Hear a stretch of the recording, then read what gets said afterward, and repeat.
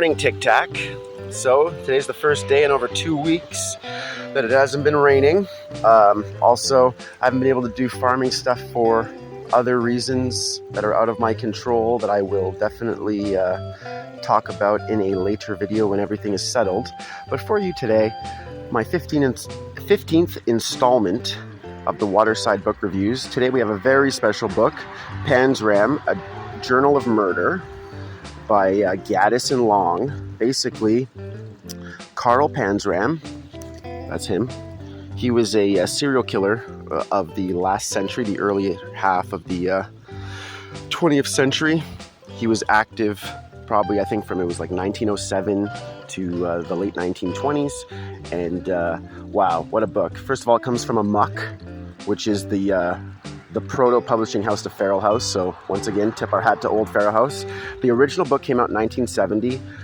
The Amok edition came out in 2002.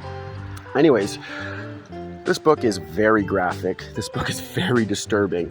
But if you can put all of that aside, what is very interesting is we get to see how easy it was to create yourself and create personas and basically have freedom prior to real industrialization and definitely mass media. This man was able to, from his own account, was able to basically, he would do a murder, he'd get caught, he'd get stuck in some workhouse, he'd get out, he'd move a couple states over, and then at one point he goes to New York City, joins the shipping yards. He ends up going to Africa where he allegedly killed a whole fleet of people that he hired and served time in Tunisia. Then he comes back, and it's a wild story. And basically, Karl Panzram, he was abused very young, basically at 12 years old.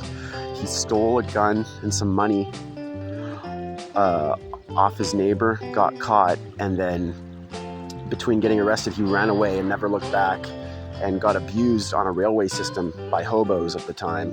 And he was abused by his family and his parents physically before that.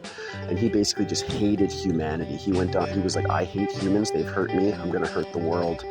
And he hated everyone in his whole life except for this one prison guard who showed him a little mercy. And through that, when he was on death row, he opened up to this particular man, and he gave him the rights to his book, to his journal, basically. And if it wasn't for that, we'd really know nothing about this man.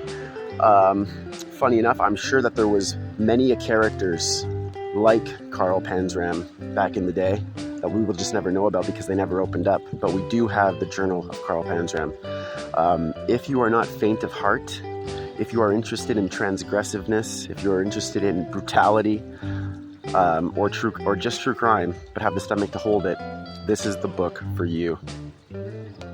All right, guys, over and out.